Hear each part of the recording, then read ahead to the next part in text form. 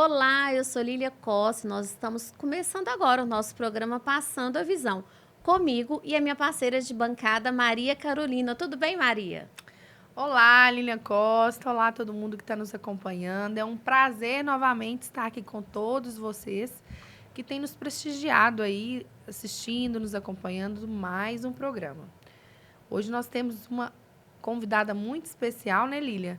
Vamos Isso aí. apresentá-la agora para vocês e queremos tirar muitas dúvidas aqui hoje.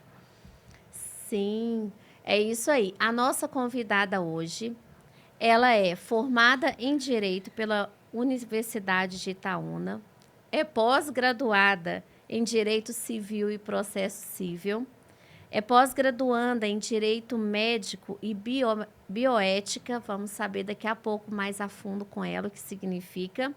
É advogada atuante na área civil, família, direito do consumidor. Nós estamos falando da doutora Ana Paula Guimarães. Seja bem-vinda, doutora, tudo bem? Ai, gente, que prazer. Muito obrigada pelo convite. É um prazer estar aqui com vocês. Para a gente bater esse papo um pouquinho. Espero que seja muito produtivo e a gente consiga trocar algumas ideias e tirar algumas dúvidas. Mas a gente que agradece por você ter aceitado o nosso convite, porque para a gente é construtivo a gente trazer pessoas aqui, mulheres inteligentes, mulheres que tragam aí experiências, histórias e informação, porque a gente quer levar informação para quem está nos assistindo e tirar dúvidas. Então, a gente que te agradece por você ter aceitado o nosso convite, Ah, tá imagina. bom? É isso aí. E já vamos começando, né? Quando anunciamos que você estaria aqui conosco, recebemos várias perguntas da nossa audiência, dos nossos telespectadores. Falei certo, né, doutora? Então, vamos. Fala pra gente, na área do direito, fala pra gente um pouco sobre a guarda compartilhada. A gente sabe que as pessoas têm muita dúvida ainda sobre isso. Como que funciona essa questão para os casais que se separam, a guarda compartilhada em relação aos filhos? Ah, que legal. Vamos falar um pouquinho sobre isso, que principalmente envolve até as relações com a mulher, né? Que muitas vezes se abstém da vida para cuidar dos filhos.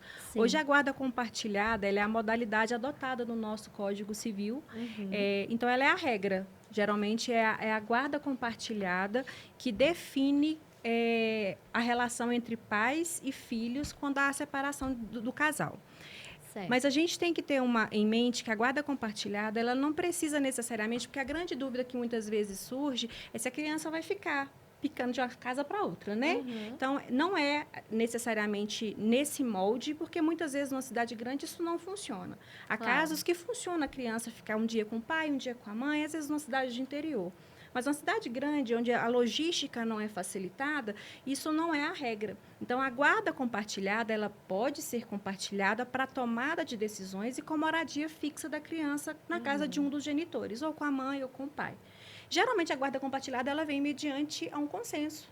Né? Porque ela é a regra para tomada de decisões e geralmente os pais estão de acordo com aquela medida, porque é o melhor interesse da criança. Obviamente, com a intervenção do Ministério Público, que é quem fiscaliza todo o procedimento quando envolve menores. Então, ela hoje, no ordenamento jurídico, ela, no meu ponto de vista, é o melhor cenário, porque a criança vai ter o convívio paterno, vai ter o convívio materno de forma igualitária, e ainda que ela resida com a mãe e a mãe esteja ali dentro da rotina total da criança, o pai vai ter participação ativa em tudo que acontece.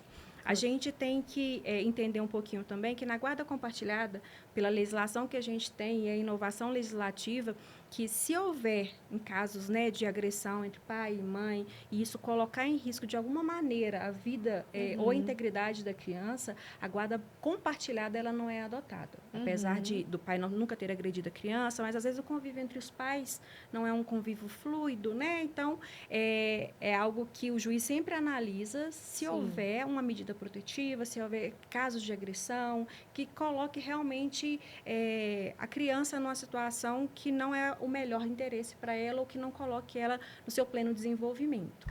É muito Entendi. interessante esse ponto, doutora, porque os pais, às vezes, não conseguem, por mais assim que hoje em dia as coisas mudaram, mas muitos ainda não conseguem separar, né, a questão familiar. filhos com relacionamento homem e mulher. Então, fica aquela dificuldade ali, ou aquela questão da dureza ali de um e de outro, em achar que a criança seria 50%, 50-50, ficaria 15 dias com um, 15 dias com outro, eu quero o meu dia, e aí, no fritar dos ovos ali, né, é totalmente diferente, porque a criança tem a escola, né, tem o lar fixo, né, então Sim. a guarda compartilhada, a criança pode ter um lar fixo, não é isso? Isso. Ter um lar fixo, e a questão do compartilhamento seria das responsabilidades, Isso. de dividir realmente a responsabilidade na escola, a participação dos pais na escola, por exemplo, né, em tomar decisões, igual você falou, mas pensar mesmo no bem da criança, porque eu acho que confunde até a cabeça de uma criancinha pequena. Em todo dia em toda semana ela está num ambiente diferente. E aí a questão da distância complica ainda mais, igual você falou, né? Sim. E se é uma casa longe, em outra cidade, ou uma cidade mesmo aqui da região metropolitana, mas esse deslocamento é muito difícil, né? O que é importante é sempre ter em mente que a guarda compartilhada, muito mais do que compartilhamento só da residência, ela é compartilhamento de tomada de decisão. Então, qual a escola a criança vai ser matriculada? Qual é o plano de saúde adotado? Qual é a forma que a criança vai fazer um passeio na escola ou não? Se os pais estão de acordo. Então, é realmente tomada de decisões. O fato de não compartilhar a mesma residência não retira a modalidade da guarda compartilhada. Porque, diferente disso, é a guarda unilateral, onde apenas um genitor tem o pátrio poder, não que o outro perca, não é isso. Mas ele que tem a gestão e a administração da vida da criança. Sim. E isso é muito importante, igual você está falando, para não confundir muitas vezes a cabeça da criança, porque ela vai entender que existe a casa da mamãe e existe a casa do papai. O que é muito importante também a gente falar sobre o direito das famílias é que cada caso ele é analisado de uma forma. Né? O direito das famílias ele é muito amplo, ele é muito dinâmico. Né? Prova disso são as inovações legislativas que a gente tem, a jurisprudência que acompanha essas inovações e cria formatações, porque cada casa vai ser uma modalidade, cada casa vai ter uma forma, uma logística familiar. Então, tudo isso é analisado e, por isso, a intervenção também do Ministério Público, para que o Ministério Público acompanhe e garanta que aquele cenário que está sendo construído dentro de um processo judicial é o que representa o melhor interesse da criança. Entendi, doutora. E nós estamos falando sobre a guarda compartilhada. Por outro lado, também, tem as questões relacionadas ao... Me fugiu o nome jurídico aqui, mas a senhora vai conseguir me falar. Alienação parental.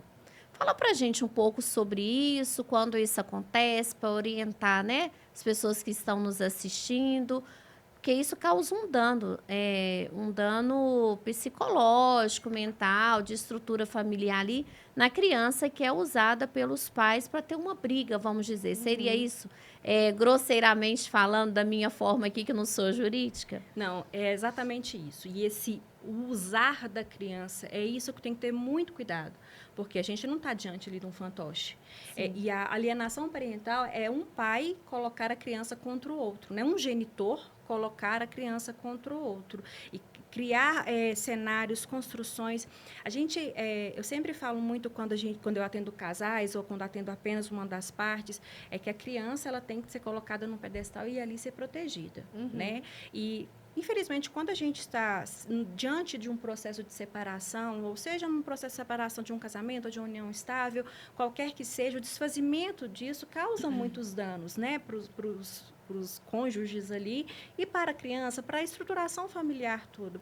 Mas eu falo que tem que ter muita maturidade para que isso não aconteça, para que a alienação não aconteça, porque a alienação pode fazer com que quem está praticando perca, inclusive a guarda da criança, e sofrer sanções também, né? A reversão da guarda, a reversão do domicílio da criança. Então, isso é muito importante. Além de causar um constrangimento, além de causar uma confusão dentro daquele relacionamento, daquele núcleo familiar, ainda que em casas separadas, coloca a criança ali naquela situação de combate o tempo inteiro. A criança o tempo inteiro está ouvindo de um, ouvindo de outro.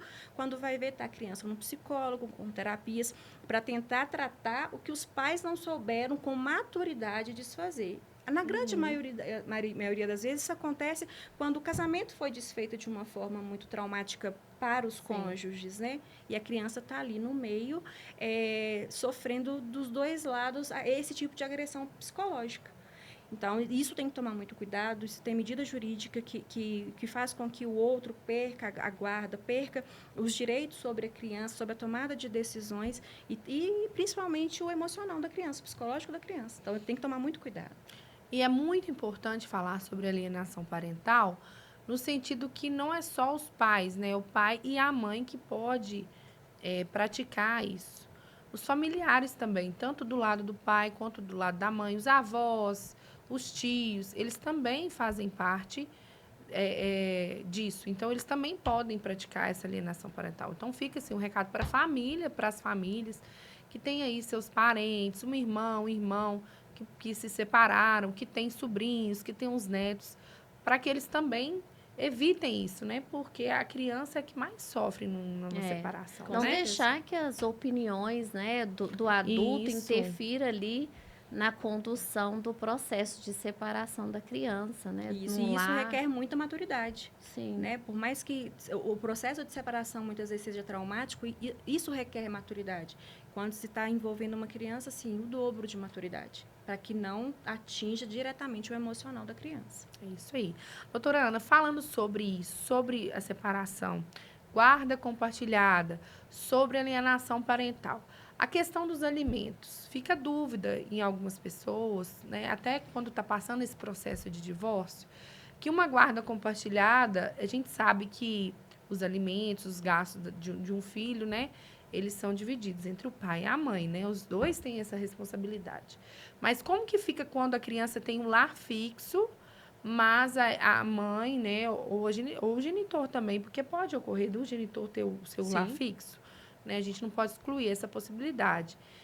Como que fica a questão dos alimentos? Mesmo sendo a guarda compartilhada, exime o genitor ou a mãe de arcar com os alimentos de forma total, ou é aquilo dividido, ou pode o genitor falar, não, como a guarda compartilhada, o momento que vai estar comigo, eu não preciso arcar com esses valores, sabendo que a criança tem um lar fixo. Como que fica? Não, pois é. Quando a gente fala de alimentos, a gente sempre vai entender qual é a realidade das partes, né? De quem recebe os alimentos e de quem paga os alimentos.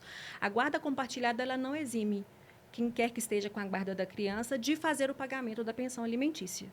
Então, tem a responsabilidade, porque a criança, apesar de morar na casa, ela tem outras despesas extras, né? Seja uma atividade extracurricular, seja escola. Então, o fato de estar, vamos dar de exemplo, porque o que você disse é muito coerente e é muito real hoje em dia.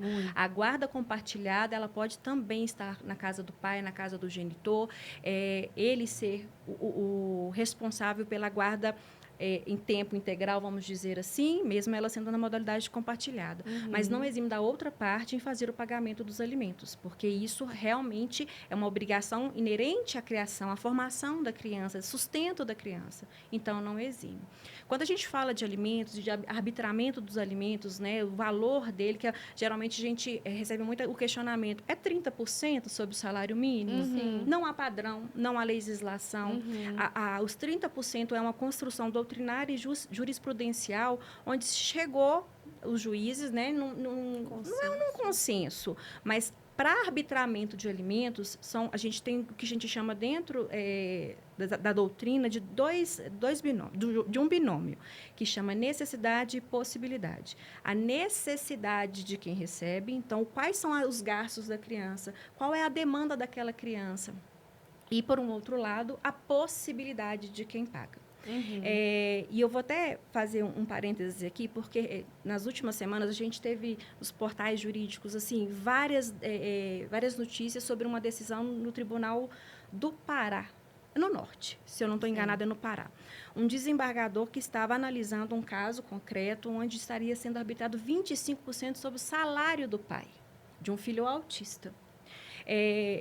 E, assim, é uma opinião minha, mas eu acho que ele a fala dele foi um desserviço muito grande, porque ele colocou muitas situações que tirava aqueles 25% de uma responsabilidade do pai. A fala dele foi, no meu ponto de vista, não tão feliz. Mas, por um outro lado, analisando juntamente com esse desembargador, uma desembargadora, ela colocou isso com tanta coerência, que ela disse de todas as necessidades que envolvem uma criança, de todo o trabalho que a mãe tem para gerir a vida daquela criança, de se dispor a fazer isso. Coincidentemente, ela era uma advogada também, a mãe, e ela falou assim, que horas que essa mãe advoga? É uma criança, neste caso concreto, era uma criança com autismo, e ela foi muito acertada na fala dela, em defesa da mulher, em defesa da mãe que abre realmente mão da vida para estar ali com um filho, principalmente um filho que demanda mais atenção, sendo uma mãe atípica. Então, quando se analisa a necessidade da criança, tudo isso tem que ser levado em consideração. Se ela está numa escola particular, se o plano de saúde é particular, se ela tem uma atividade extracurricular, se são famílias atípicas, se a criança precisa de uma terapia ocupacional, tudo isso tem que ser analisado. Obviamente que não vai interferir na subsistência do pai, não vai denegrir a imagem do pai a ponto dele não ter condições de se alimentar. Mas, por um outro lado também, a criança não pode ficar desguarnecida, ela não pode ficar desamparada. Se ela precisa de um tratamento contínuo, a obrigação é dos dois custear. Exato. E se a mãe está lá se desembolando com a criança, o pai tem as obrigações dele, principalmente quando se tem condições. E foi uma das falas dela. Que bom que ele, neste caso, tem condições. Então, como eu disse, o direito das famílias ele é extremamente dinâmico. E essas questões que envolvem, elas têm que, de fato, serem apreciadas por um juiz. Muitas vezes as pessoas falam assim, mas ele paga a pensão sem ajuste nenhum na justiça. Tá, não é o correto de se fazer, porque se eventualmente tiver uma inadimplência, como que está regulamentada a guarda dessa criança? Como que está regulamentada a visitação dessa criança? Então, a nossa sugestão, todas as vezes que a gente atende famílias nessa situação, é que entre com a ação, ainda que não tenha litígio, mas regulamente os alimentos da criança para que aquilo seja uma obrigação executiva. Para assegurar, né? Exatamente. Na ausência do pagamento, está lá a gente com uma ação para executar a pessoa que não está pagando, seja a mãe ou seja o pai. Então, os alimentos envolvem a questão, o cenário da família, né? E independe da guarda compartilhada ou não. Uma observação é que é direito da criança o lazer, né? É direito da criança a educação, mas o lazer, a cultura.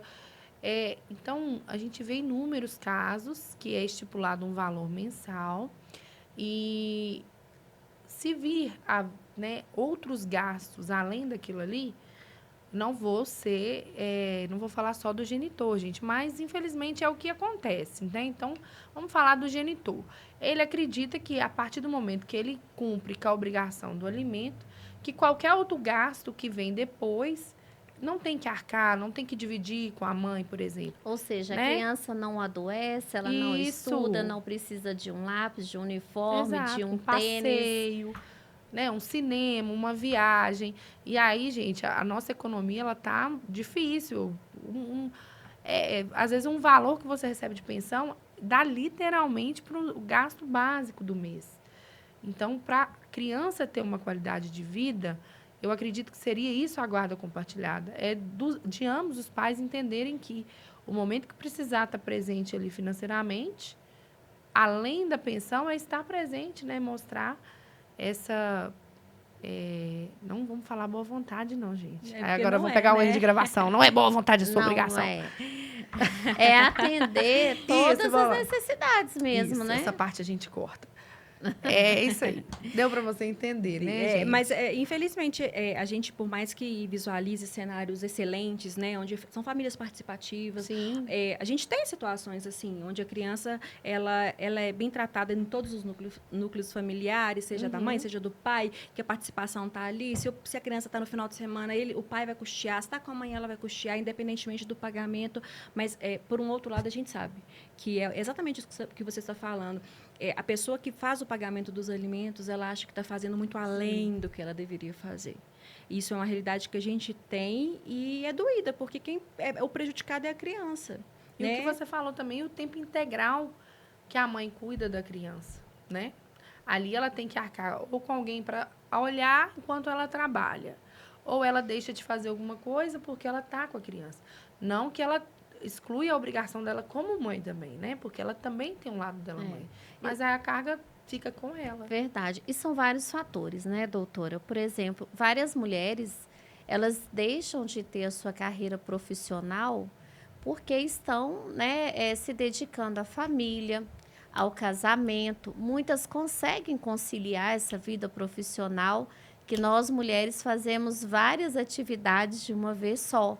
Mas e essa mãe que não consegue, que não conseguiu conciliar essa vida profissional, que se dedicou à família, dedicou aos filhos e tudo, e depois de um certo tempo se vê no processo de separação sem ter uma vida profissional trilhada, uma carreira para poder seguir. O que a senhora tem a dizer sobre isso? Ai, gente, isso é tão realidade ainda nos dias de hoje, mas nós vamos falar aqui na figura da mulher, mas vamos também colocar hoje o inverso, porque acontece também, né? Do homem abrir mão da vida quando a mulher tem uma carreira que consegue sustentar a casa e ser ela a provedora da casa. Então, o que acontece nesses casos? Muitas vezes a mulher larga a carreira ou não consegue se inserir mais no momento da separação no mercado de trabalho, seja porque não tem uma formação, seja pela idade já avançada muitas vezes. Mas quando a gente fala de alimentos aí entre ex-cônjuges, que aí a gente está saindo da esfera do alimentos para o filho. Nós estamos falando de alimentos entre ex-cônjuges. Qual é as decisões que a gente tem hoje judiciais? Os juízes, eles arbitram alimentos em caráter, num primeiro momento, provisório e transitório. Então, a mulher vai ter um tempo e isso a gente vai analisar de acordo com cada caso concreto. Não tem prazo. Se é 1 ano, 2 anos, 6 meses, isso é o juiz que vai determinar. Mas ele vai conceder àquela mulher, vamos dizer assim, um prazo para que ela se readapte, que ela se insira no mercado de trabalho, que ela tenha uma formação, que ela consiga se manter, né? Então, na grande maioria das vezes, esse alimento provisório, transitório, temporário, para que a mulher se restabeleça. Sim. Outras tantas vezes... uma coisa muito importante que a gente pode falar quando a gente fala de alimentos é que o alimento ele é mutável. Né? Alterou a realidade. As decisões que determinam alimentos, a gente chama de decisões que não transitam em julgado. Ela não faz coisa julgada. Então, a qualquer momento, ela pode ser revista. Porque se esse binômio, necessidade e possibilidade, ele for alterado no curso do pagamento dos alimentos, seja porque a criança hoje não está mais na escola particular, ele foi para uma escola de rede pública, seja porque a demanda da criança diminuiu, isso tudo pode ser alterado. Da mesma forma com o ex-cônjuge. Então, está nesse período de transitório, onde houve a separação, o juiz determinou os alimentos, e aí acabou o prazo que o juiz concedeu. Ou se entra com uma ação revisional para manutenção, porque a mulher não conseguiu se inserir, mas isso tudo mediante comprovação, né? Não é simplesmente chegar, não conseguir. Sim. Então, comprova-se que ela não conseguiu readequar, ela não conseguiu reintegração no mercado de trabalho. Ou entra com exoneração, passando dali para frente, não ser mais o homem responsável pela ex-cônjuge. Diferente disso é quando mulheres já estão em idade mais avançada. Nós já tivemos decisões dentro do escritório onde o ex-marido entrou com a ação de pedido de revisão de pensão para excluir, né? Não é em revisão, é excluir a pensão da ex-mulher, só que o juiz indeferiu. E isso até no Tribunal de Justiça. Porque a senhora já não tinha formação, não tinha condições de se formar e não tinha mais a idade de trabalho, de mercado de trabalho. Então, o juiz manteve, porque diferente disso, era a subsistência dela.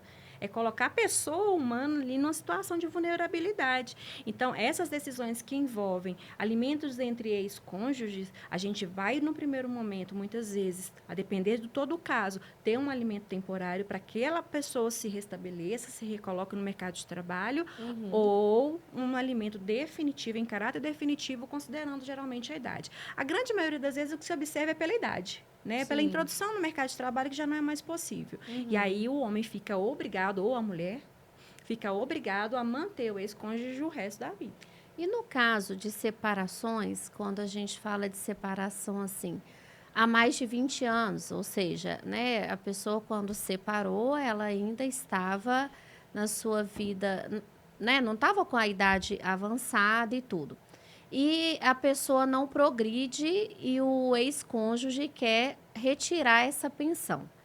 Isso pode ser feito? Porque, assim, pelo que eu entendo não. Eu queria saber da senhora exatamente isso, que a gente recebeu uma pergunta aqui, viu, gente? Por isso que eu estou tentando traduzir a pergunta. A pessoa separou há mais de 25 anos, continua pagando, né, a pensão alimentícia, eu esqueci o nome jurídico, a senhora falou agora, meu Deus, é isso mesmo. Então tá certo. E só que a pessoa não estudou, não progrediu, não saiu para trabalhar, não tem nenhuma deficiência física, não tem nenhum problema de saúde e hoje a pessoa está querendo retirar. Como que seria? Isso é possível? Seria possível isso ou não mais? A pergunta do nosso telespectador aqui, da nossa telespectadora, na verdade, uma mulher que perguntou, mas pediu para não ser identificada, apenas que é do bairro... Peraí, deixa eu ver o bairro aqui, gente, só um minutinho. Bairro Novo Progresso. Muito obrigada pela sua participação aqui com a gente. Lilian, o que acontece? Sempre que houver a necessidade de exclusão, de retirada, de exonerar o outro do pagamento de pensão, é uma demanda judicial. Sim. Só o juiz vai poder dizer. Porque esse fato dela ter ficado ali inerte, sem progredir nada na vida, traz para ela a responsabilidade da situação que hoje ela está. Mas, por um outro lado, pensa comigo, 25 anos é muita coisa. Traz também para o companheiro, para o ex-companheiro, a responsabilidade de ter feito isso antes. Por que não fez enquanto ela estava em idade laborativa? 25 anos é um período muito alongado. Considerando hoje a idade, ainda que tenha existido a inércia dela durante todo esse período de 25 anos, eu penso que é muito difícil ele conseguir retirar hoje a pensão. Talvez fosse antes, com um período mais curto, com ela dentro da idade de mercado de trabalho, com mais possibilidades. Agora, geralmente, quando acontece essa situação, a pessoa comprova de alguma forma alguma doença, alguma questão que faz com que ela não consiga voltar no mercado de trabalho. Um laudo médico já tira dela esse direito de não ter a pensão. Já coloca ela dentro do direito de permanecer recebendo a pensão do ex-cônjuge. Então, eu acho um tanto quanto complicado, pelo período de tempo. Entendi. Mas Muito isso, obrigada. a questão da pensão, ela pode, para o ex-cônjuge, pode ter ligação, por exemplo, com, vamos dizer, a renda do cônjuge. Por exemplo, se o cônjuge recebe um salário mínimo, mesmo se lá, durante o processo, né, o devido processo legal, transitar em julgado, que ela tem direito de pensão, independente do valor que ele recebe. Tendo que pagar, ele tem que pagar. Sim, independente do valor. Isso, assim, independente se é a mulher ou o homem, tá? Porque pode acontecer dos dois lados, Exatamente. Né? Hoje em dia, existem homens que abrem mão da vida porque a mulher consegue sustentar uma casa. Sim. E aí ficam por conta dos filhos, da manutenção do lar. Isso está tudo certo. Essa inversão não tem problema. É um núcleo familiar da mesma forma. Isso. O direito de família, ele é mutável, né? Totalmente. Porque ele é extremamente dinâmico. Isso, é dinâmico. Porque conforme vai acontecendo aí tantas mudanças, o direito vai se adaptando, né? Exatamente. Seja, né, principalmente da família. Nas diversidades que a gente tem hoje dentro dos núcleo familiar, né? Hoje em dia a gente não fala de homem e mulher, né? A gente fala de cônjuges, porque não é a realidade de todas as famílias, homem e mulher. Então a gente tem a diversidade e a legislação ela tem que se adequar a isso. Isso é democracia. É colocar todo mundo inserido dentro do nosso ordenamento jurídico. Mas o que você está falando sobre o valor, o que a gente sempre vai ter que observar é a possibilidade e a necessidade. É sempre o binômio. Se a possibilidade de quem pode pagar sobe, consequentemente, a pensão pode ser revista para aumentar. Se, de fato, ela reduz, ela pode ser revista para também reduzir o valor dos alimentos, desde que também não coloque a criança numa situação de vulnerabilidade ou de dificuldade financeira, que a mãe não consiga gerir aquilo ali. Então, essas adequações, elas podem ser feitas mediante alteração de cenário, de toda a situação da família. Doutora, chegou uma outra mensagem aqui para gente, perguntando o seguinte: pais que têm a guarda unilateral, que cuidam das filhas por algum motivo ganhou na justiça, eles têm o direito também de receber a pensão da genitora? Pensão alimentícia? Com toda certeza. Com toda certeza. As crianças, no caso. Né? Exatamente, era essa a minha fala. A pensão ela é destinada à criança. A gente brinca muito com aquelas situações que o homem fala, está usando o dinheiro para outra coisa. Sim. O fato da pessoa que está com a guarda receber os alimentos, se eventualmente a outra parte desconfiar que aquele valor não está sendo destinado para a manutenção da vida das crianças, cabe inclusive uma ação de prestação de contas, porque o destino daquele valor ele tem que ser integralmente para para as crianças. Então, se é o pai que está com a guarda unilateral ou ainda compartilhada, que a residência, o domicílio das crianças sejam com o pai, a genitora tem que fazer pagamento dos alimentos, porque é exatamente o que a Maria disse, a proporção de responsabilidade, apesar de muitas vezes quem está com a criança, com a residência fixa da criança, ter mais gastos financeiros por causa dessas despesas essas, seja farmácia, essas coisas, tudo isso tem que ser dividido no 50-50. Algumas decisões, alguns acordos que a gente consegue fazer judicialmente, vai estar lá o valor da pensão, às vezes um valor in natura, que seja o aluguel, que seja o plano de saúde, mas o valor fixo em dinheiro, que sempre o Ministério Público faz questão e é extremamente importante. Mas as despesas essas também vão estar ali ajustadas. Alguns acordos a gente consegue fazer onde a mãe vai comprovar para o pai ou o pai vai comprovar para a mãe que houve aquele gasto extra e eles vão fazer o rateio daquela despesa. Desde que a relação seja saudável e haja maturidade, isso funciona super bem. Doutora, mais uma pergunta que chegou aqui pra gente sobre a responsabilização dos avós nos alimentos, né? Porque tem essa informação que muitas vezes as pessoas não sabem por completo como que é a responsabilização dos avós nos pedidos de alimento, quando os pais não arcam. Na impossibilidade dos pais fazerem o pagamento. Como que é? A ação, em vez de ser interposta contra o pai, é interposta contra os avós, para que eles façam uma vez do filho, né, que não consegue, por algum motivo, fazer o pagamento da pensão. Geralmente a gente vê algumas decisões de juiz que falam assim, né? Mas o pai não é possível que não pode fazer um bico para pagar pelo menos a pensão. Mas é uma realidade. Então a gente precisa, quando não há auxílio financeiro, suporte financeiro nenhum do pai, a gente recorre aos avós para que ele faça a vez. Então isso também é possível, para que a criança não fique desguarnecida. Mas não é assim muito rápido, muito fácil, não. Realmente tem que comprovar que o pai não tem condição. Exatamente, porque a obrigação primeira é do pai. Então, você Sim. demonstra que o pai não tem condição, ou que se ele já tem uma decisão judicial que ele não está cumprindo, os avós vão ser responsabilizados para a manutenção. Tudo visando a melhor situação para a criança. Muito bom. Olha, muitos esclarecimentos que eu tive, Lília teve, todos que estão nos acompanhando aqui também teve. E vou aproveitar que estamos tendo todos esses esclarecimentos jurídicos muito bom para todo mundo que está nos acompanhando. A gente quer agradecer a Implantar Telecom. A Implantar Telecom é a nossa querida empresa que está oferecendo os estúdios em Play através desses estúdios maravilhosos que a gente sempre está divulgando aqui com vocês, os programas. A Implantar Telecom é a nossa empresa de internet, a melhor conexão de internet em fibra ótica para vocês aqui, em BH, Contagem, Betim, toda a região de Minas Gerais. E aí, embaixo aqui na nossa telinha, a gente tem um QR Code que você pode aproximar a tela do seu telefone e você vai ser atendido aí rapidamente por um dos consultores da Implantar Telecom. Então, muito obrigada, Implantar, por mais uma vez nos estar cedendo esse espaço maravilhoso para a gente receber a doutora Ana aqui. Muito obrigada, equipe da Implantar. Obrigada a todos os envolvidos, nosso diretor também aqui, né? Porque através dos estúdios da Implantar, a gente consegue levar informações importantes para todo mundo que está nos assistindo. Muito obrigada, e é a melhor internet que existe. Isso. Podem acreditar, porque confiem, porque a conexão é excelente e a empresa é muito séria. Muito obrigada a todos. E aproveitando também, a gente vai agradecer aos nossos apoiadores, que são as empresas aí que estão nos presenteando, dando presentes aqui para os nossos visitantes, para os nossos entrevistados e para todo mundo que está assistindo. Então, um agradecimento especial para a Óticas Guanabara. A Óticas Guanabara é uma ótica lá no bairro Guanabara que faz todo o atendimento aí, desde os seus exames, tá, de visão, até a fabricação dos seus óculos em tempo recorde, viu, Lilian? Lá Olha, você isso é faz, muito você sai bom, com o seu importante. óculos na hora, e óculos de qualidade. Eu vou pedir à doutora para escolher uma palavra de hoje que vai ser o nosso voucher lá na Óticas Guanabara. Gratidão.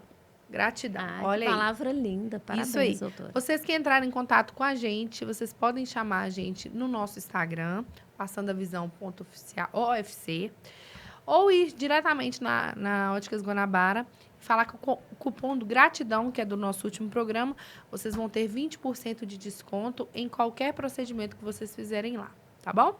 Desde o exame até a fabricação dos óculos. E lá na Esplêndida Beauty, né, Lilian?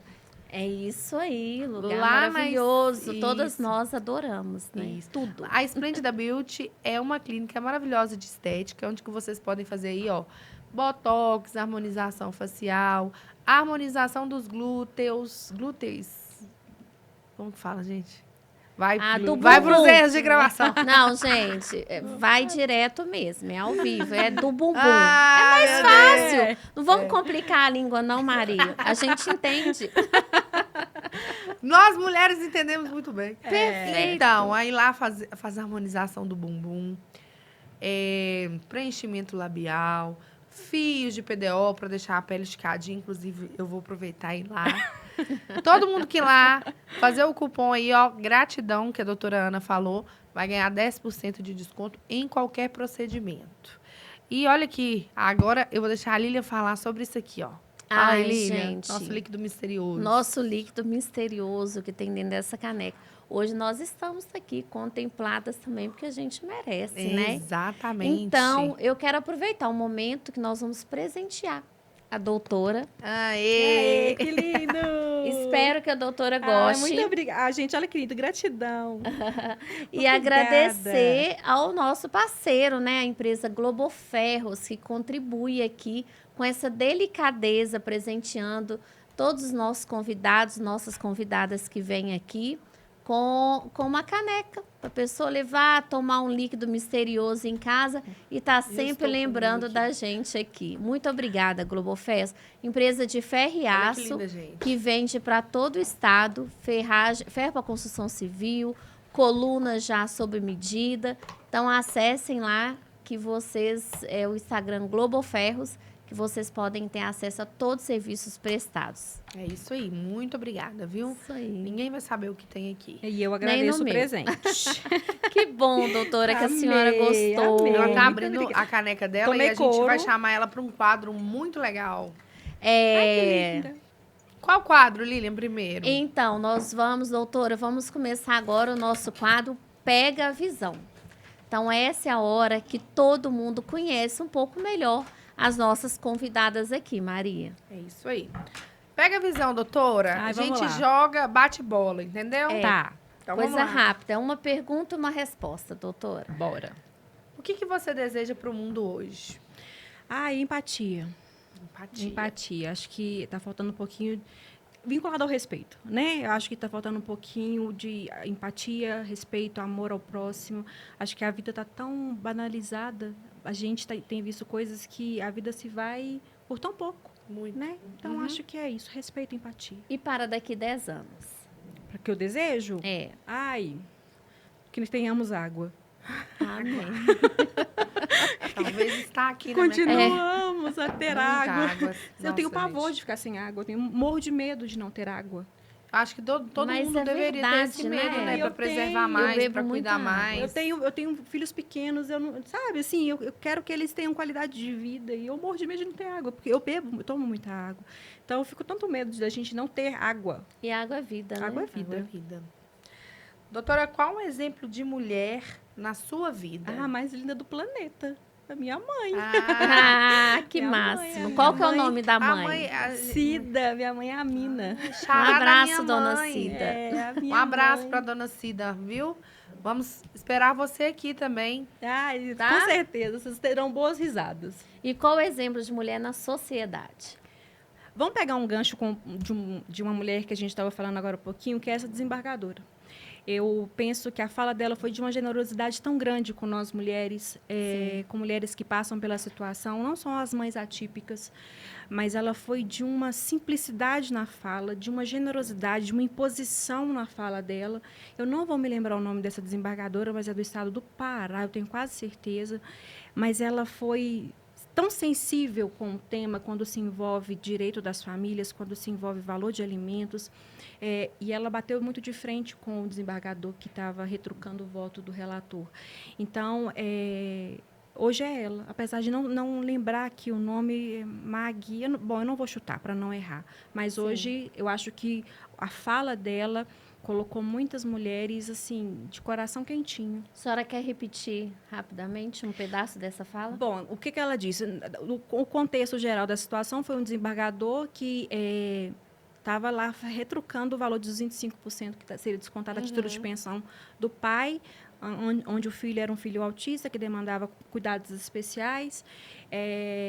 Então, ele falou sobre a não subsistência do pai, enfim, e ela retrucou, que colocou como a mulher na figura de mãe, de que se abstém da sua vida. Óbvio, gente, a gente está falando da mulher aqui diante dessa decisão, mas que é a realidade também de muitos homens nos dias de hoje. Mas foi muito acertada a fala dela quando ela colocou que a mãe se abstém da vida para levar o filho na terapia, para cuidar de um filho que não tem condições de estar no mercado de trabalho, e que o valor, apesar daquele momento, daquela situação ser um valor alto, às vezes não serviria para custear todo o tratamento da criança ou toda a realidade de vida dela. Mas, assim, a fala dela foi algo tão generoso com todas as mulheres, foi de uma sororidade tão legal, que hoje fica esse serviço para todo mundo jurídico e para que sirva de embasamento para as decisões, para as nossas ações, porque ela foi muito acertada. A importância de nós termos mulheres, né? Em cargos que a gente pode ser representada. Sim. E falando de manhã atípica, um abraço para a nossa querida Josi, né, Lília? Josi do Amais, mãe do Júnior. A Josi, doutora, ela é fundadora do Amais, que é uma associação que trata de pais, né, de crianças autistas, e ela fundou essa associação depois que ela diagnosticou o seu filho com 3 anos de idade, já esteve aqui conosco. Então, um beijo, Josi. Um beijão, Josi. Que legal. Fala para nós, doutora, um sonho realizado. Ai, minhas criaturinhas. Ser mãe, então. Ai, ser mãe. Eu tenho meus 2 milagres. Ai, E um sonho a se realizar. Ai, um sonho a se realizar? Acho que ver os meninos formados. Eu fico até com medo dessas falas assim, porque o tempo está passando tão rápido, na hora que a gente assusta, já está lá, né? Outro dia, o Eduardo fez 9 anos na semana passada, outro dia ele falou comigo assim, nossa, mamãe, o tempo está passando tão rápido. Eu olhei eu falei, meu filho, não fale isso, por favor. Meu coração chega a doer, porque eu me lembro que, quando criança, o Natal era uma lonjura. Sim. Né? A gente, para Verdade. fazer aniversário, demorava 3 anos para fazer um aniversário. E uma criança de 9 anos ter a percepção de uma semana estar passando muito rápido, isso me assusta por um lado. Então, assim, dizer que é ver os meus meninos, né, bem encaminhados, como pessoas do bem, tendo pessoas do bem ao lado deles, é o meu sonho, né? Porque daqui 10 anos os dois já estarão maiores de idade. Mas, por um lado, eu falo com muito medo, por causa desse tempo que está passando muito rápido. A gente está perdendo um pouquinho da percepção. Na hora que assusta, meu caçula está com 9. Meu Deus! Sei bem como é isso. Então, a gente tem que aproveitar cada momento com muita intensidade, porque tá voando os dias, né? Doutora, uma música. Já vou eu falando dos meus meninos de novo. Tem uma música, igual eu disse, os meus meninos são 2 milagres. Tem uma música que, lógico que eu não vou lembrar o nome, gente, mas ela fala que foi Deus que me entregou de presente você. Eu acho que foi Deus que ela chama. Se eu não estou enganada, do Edson Hudson. É maravilhosa essa música, exatamente. É deles mesmo. E é eles. Então, é muito representativo para mim. Quer mandar um legal. beijo para eles? Madu! Mamãe ama vocês. E um filme? Ou uma série? Ou um documentário? Um filme. Gente, eu sou péssima para guardar nome. Se você começar a me contar o filme, eu vou lembrar que eu já assisti, mas eu sou péssima. É aquele da moça que tem um câncer e aí ela tem um namorado irresistível, inesquecível, inexplicável. Escrito nas estrelas? Escrito nas estrelas, é isso aí. A culpa das A estrelas. culpa das estrelas. Eu acho. Ai, eu odeio aquele filme, eu choro. Eu também. É muito emocionante, não tem como não chorar, gente. Não tem, não. Muito bom o nosso Pega a Visão com a doutora Ana Paula Guimarães. É bom a gente conhecer esse lado mais pessoal, né, da doutora? E aí, agora a gente vai falar um assunto que está muito aí atual, que a gente vê nas redes sociais alguns advogados alertando as pessoas, é sobre o golpe do falso advogado. E a doutora até fez um vídeo no Instagram dela, que depois ela vai falar aqui o Instagram dela para vocês irem lá seguirem. Conta pra gente, o que está acontecendo agora? Mais um golpe pra gente. Ai, gente, acho que nós estamos tão submissos à tecnologia, é tudo tão bom, né? A gente ter tudo na palma da mão, mas, em contrapartida, vem essas situações. Muitos noticiários já estão divulgando, a OAB está fazendo a intervenção. O que acontece basicamente? Os processos hoje, nos tribunais, eles são processos eletrônicos. Sim. E ali a pessoa pode acessar. A gente tem uma abinha lá de acesso de terceiros que a gente consegue visualizar quem entrou, quem acessou os nossos processos. Então, no meu caso, por exemplo, eu consigo ver exatamente quem foi o advogado que entrou no meu processo e divulgou as informações. Mas, basicamente, é o seguinte, são várias modalidades, cada hora eles inovam de uma forma. Então, a pessoa utiliza a foto que está no Instagram ou utiliza a foto que está no WhatsApp, vai saber lá como eles conseguem esses acessos, mas coloca num número qualquer e se identificam no primeiro momento, ou como estagiário, ou como sócio, ou como, olha, meu telefone mudou, e solicitam dinheiro para pagamento de custas judiciais, né? Todo mundo sabe que em muitos processos na justiça a gente paga custas para o processo estar ali, custas ao Estado. Sim. Então, eles pedem PIX para fazer o pagamento das custas, geram boletos que vão para o além. Outras tantas abordagens, igual aconteceu com um cliente meu, eu acabei de desligar a audiência e falei com ele, olha, eu vou apresentar a impugnação nesse processo e depois eu concluo para o juiz para ele dar a sentença. Então, aguenta e quando sair a sentença eu te aviso. Eu desliguei a audiência, que foi uma audiência online, e ligaram para ele. Conseguiram, não sei como, acessar o telefone, acessar o aplicativo do banco. Ali eles fizeram um empréstimo e fizeram pagamentos de boletos e IPVA do estado do Rio Grande do Sul e da Bahia. Nossa. São de longe, né? Como é que fizeram isso para acessar o telefone? Enfim, eu não consigo imaginar. Mas é aqueles links que são encaminhados. Então, a abordagem é sempre essa, no sentido de, o processo saiu, tivemos causa-ganha.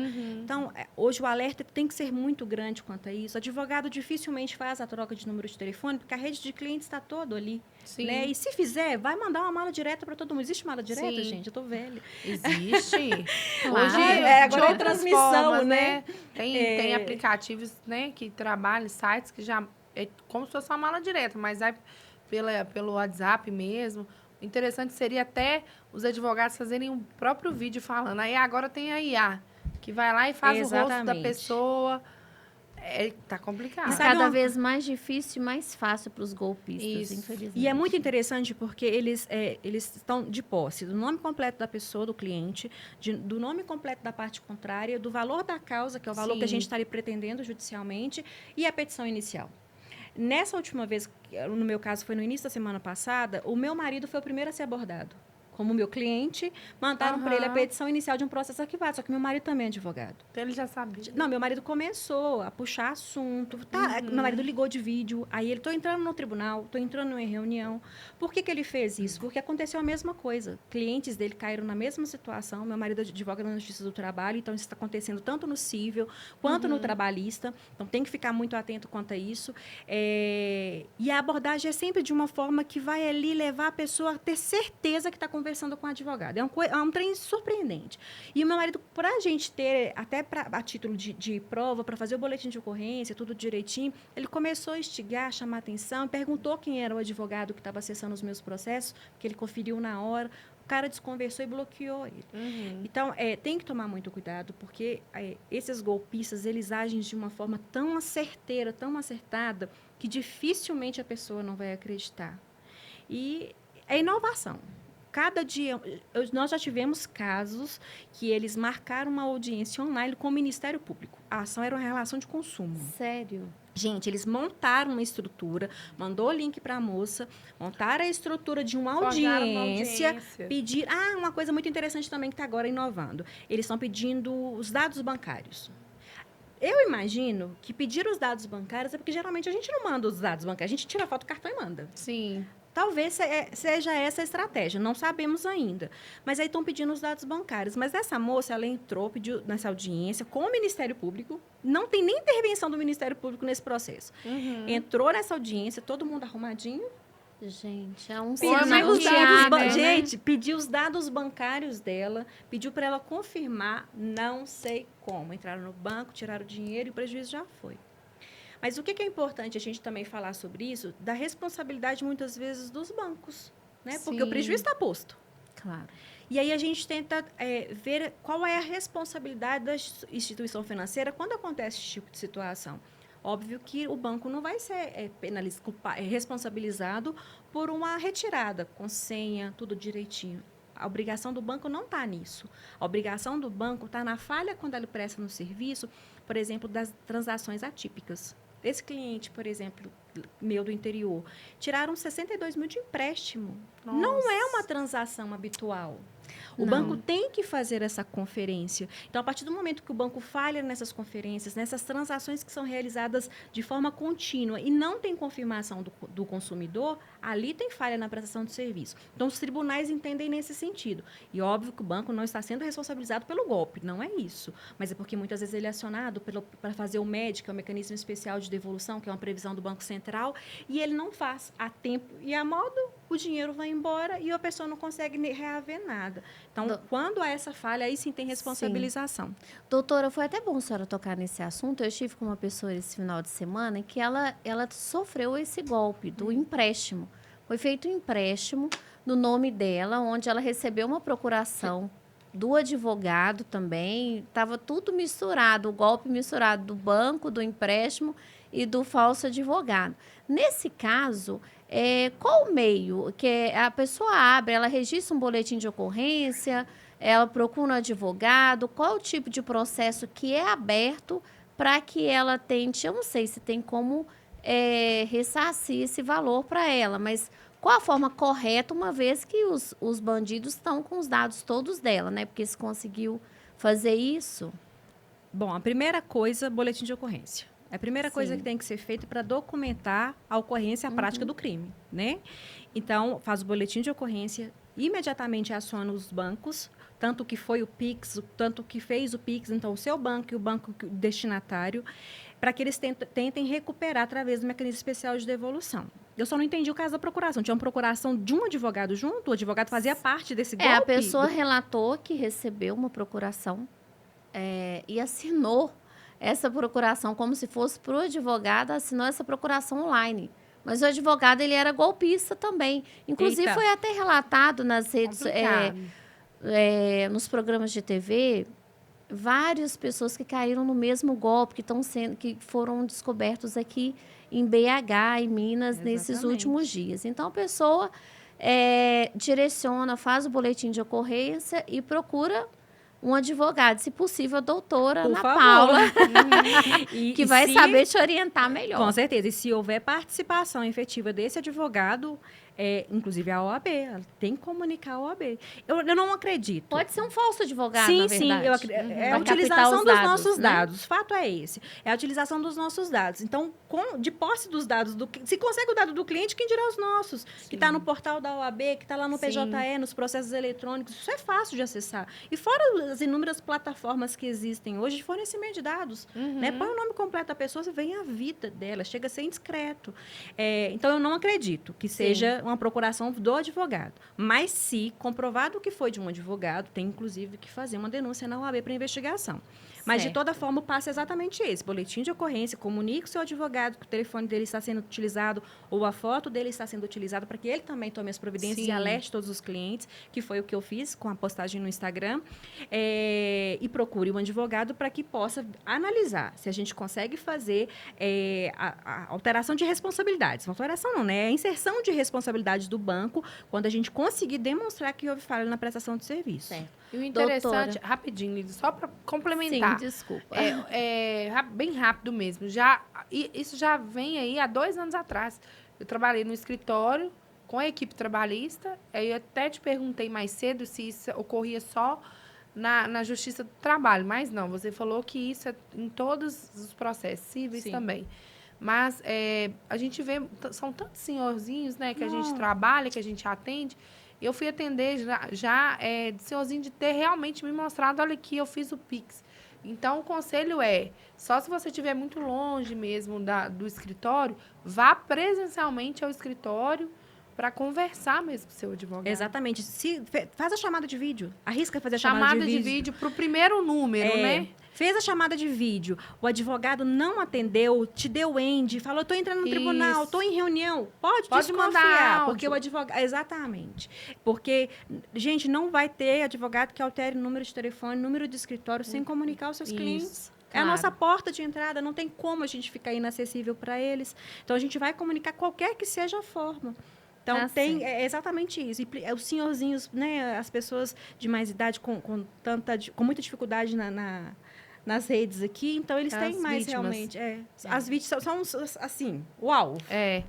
Doutora, o papo tá muito bom, tá tudo maravilhoso, mas infelizmente a gente entra agora pro final do nosso programa, mas antes eu queria te pedir para você colocar o óculos, falar o seu nome e passar a visão direta para alguém. Pode ser uma reclamação, uma orientação, uma frase, o que você quiser, pode se direcionar para a câmera que está à sua frente e ficar à vontade. Então vamos lá. Bom, o Passando a Visão hoje é para esses golpistas, para pararem com isso. Arrumar serviço, gente, pelo amor de Deus. Tem tanta gente inocente que, né, que não precisa passar por isso. E por as outras pessoas também, por as pessoas que caem, as vítimas. Tomem cuidado, tenham atenção e desconfiem sempre. Muito Muito obrigada, bom. doutora. Doutora, para a gente finalizar, a gente vai deixar na descrição também do vídeo. Fala suas redes sociais para quem está nos assistindo, para poder acompanhá-la, saber mais, aprender mais com você. Bom, eu estou no Instagram, o perfil é anapaulaguimarães.adv, meu escritório é no Barro Preto, qualquer coisa que vocês precisarem, viu, meninas? Tá Vocês bom. que estão assistindo, eu estou à disposição, que eu puder ser útil, que eu puder ajudar, a gente está aí. É isso aí. E o Passando a Visão nas Ruas, que a gente sempre tem, hoje vai ser o Passando a Visão na bancada, comigo e a Maria Carolina. Maria, pode colocar seu óculos. Já Meu estamos Deus, eu finalizando, né? Peguei de surpresa aqui, cara. Passe a visão para alguém aí, Maria, para a gente poder finalizar. Vou passar a visão para a mulherada que está aí em casa, que está cuidando dos filhos. Busque a sua independência financeira, sabe? Sempre crie os seus filhos, dê amor, muito carinho, dedicação, mas busque a sua independência financeira para você não ter que sofrer depois, quando aí essa separação, em busca de alimentos. Mas o mais importante é que, filhos é em primeiro lugar. Então, não existe a doutora falou aqui sobre essa questão extrajudicial quando é questão de pedido de alimentos. Então, por mais que você não esteja casada, que seja só um relacionamento, teve filhos, questão de alimentos, gente, vai, homologa com o juiz, com o seu advogado, porque é o direito dos seus filhos, tá bom? E o direito não socorre o que dorme. Ai, perfeito! Aê. Agora você, Lília Bom, Costa. sou eu, diretor, olho para essa câmera aqui. Então, eu sou Lília Costa e quero te passar a visão. Mulher, tenha orgulho da sua história. Eu tenho orgulho da minha história, da família que eu vim, uma família humilde, as profissões que eu já trabalhei até hoje para chegar aqui, lembrando todas de forma honesta, nunca precisei me corromper, nem me vender, entendeu? Então, tenha orgulho na sua história, aproveite o seu tempo antes de apontar a história de alguém. Aproveite seu tempo, aproveite as amizades, boas amizades que você tem, para você poder construir coisas saudáveis, né? Não use o seu tempo com falas ou com pensamentos, né? Ou com conversas paralelas tóxicas, porque se você tentar prejudicar uma outra mulher, você está prejudicando a você mesmo. Mulheres de verdade se fortalecem. E quem tem boas amizades tem que se agarrar nisso para tentar ser uma pessoa melhor. Pega a visão. Arrasou, sororidade. É isso Tá aí. certíssima. Mulheres erguendo outras mulheres. Exatamente. É isso aí. Maria, então estamos terminando esse Estamos programa no momento maravilhoso. do quê? Do infelizmente. Muito obrigada, Óticas Guanabara, Esplêndida Beauty e Globo Ferros. E muito obrigada a Implantar Telecom, que é a nossa conexão para novos começos. É isso aí. Mais uma vez, muito obrigada, doutora Ana Paula Guimarães. Seja muito bem-vinda novamente aqui quando as portas estão abertas do Passando a Visão, para que você retorne e continue colaborando com o nosso público. Desejo sucesso aí na sua carreira. E a todos vocês que estão aí nos acompanhando, nunca se esqueçam, sempre tem algo bom para acontecer em nossas vidas. Até mais.